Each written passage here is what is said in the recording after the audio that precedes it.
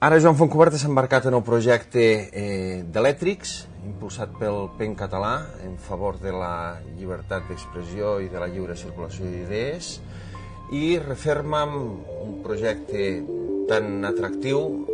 l'intent de mostrar a través de les imatges com les imatges durant segles ens han servit per donar a veure coses i per tant per conèixer aspectes de la realitat, per entrar en mons diferents dels nostres, però també alhora i en alguns casos per amagar realitats, per amputar i silenciar veus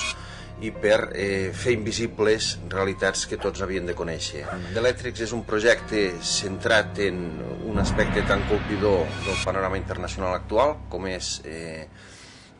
la manca de llibertat d'expressió i les restriccions a la circulació d'idees i d'opinions lliures,